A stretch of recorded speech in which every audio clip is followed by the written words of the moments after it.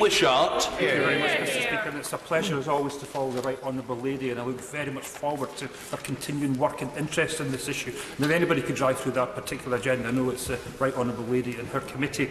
We very much welcome tonight's motion and hope that this will be the very last word on the tortuous procession of the delivery of proxy voting in this House. It's almost unbelievable it's taken so long, Mr. Speaker, because it's over almost a year ago since this was first debated and the House expressed a will and a view that proxy voting should be a feature of our voting arrangements of this House.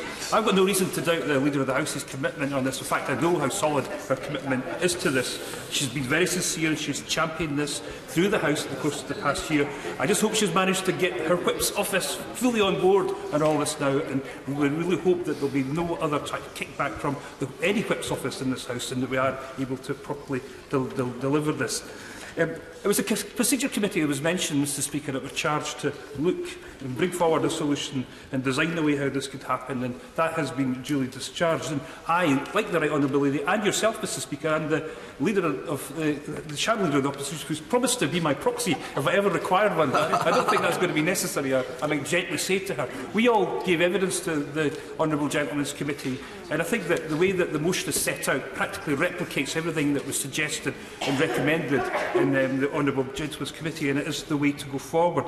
But it has to be said that it's taken a couple of crises in order to get to this position. The first involving the Right Honourable Lady for East Dunbartonshire with the breaking of the pairing system back in July last year, and of course the terrible and appalling events around our honourable friend from Kilburn and Hampstead who had that dreadful experience of voting a couple of weeks ago. So let's not kid ourselves that this has all been a natural and good-natured progression towards all this. It's taken a couple of incidents like that for this to happen. Of course I give way to Honourable Friend. Thank Honourable Friend for giving way in.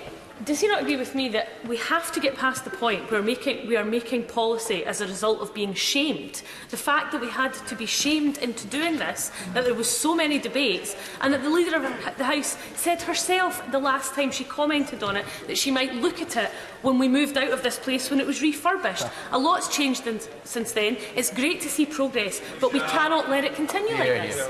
I agree totally with my Honourable Friend that we should make proper plans and make sure we have the right arrangements in place. And I do recall these comments, but I will be kind to the Leader of the House. I think that she's played her part in ensuring this is delivered, along with so many honourable members throughout this House who've made this a real reality.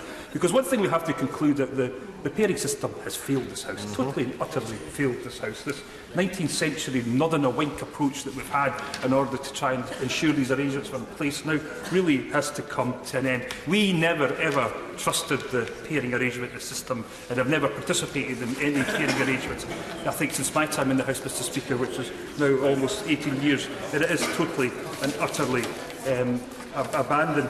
Now, I welcome this motion because it's debatable. I think it was the right way to go. I think there was concerns last week when this was first presented that somebody may attempt to actually try and vote this out or talk it out. There's an opportunity we'll have passed this. And I welcome the Honourable Gentleman's amendments. I used to gently chide the Honourable Gentleman when he was a new member when I called him Dinosaur Junior. He's now a fully fledged member of the dinosaur community. But I think his interest in all this, it just shows you that dinosaurs may even change their horns. And I accept this in the most sincerest way, and that he's come forward and he's now a fully fledged proper member of the community of change in this House. So we will support his amendment tonight, so I hope that there's any reason that we do this. But there is something, and it's great that Professor Sarah Childs is with us this evening, because it was her report that first set out some of the agenda items we need to look at. We have to make this place a better Parliament. We have to address some of the Byzantine ways that we do our business in this House. Now, I go on and on about these voting lobbies. They're now thoroughly dangerous, and we have to ensure that we do something properly about them. Let's start. Let's look at this as a good start. Let's get started. I could assure the House tonight that my honourable friend, the member for Ross Skye and Lochaber, has already signed that certificate. We will now get that in place, Mr. Speaker, and I welcome it very much.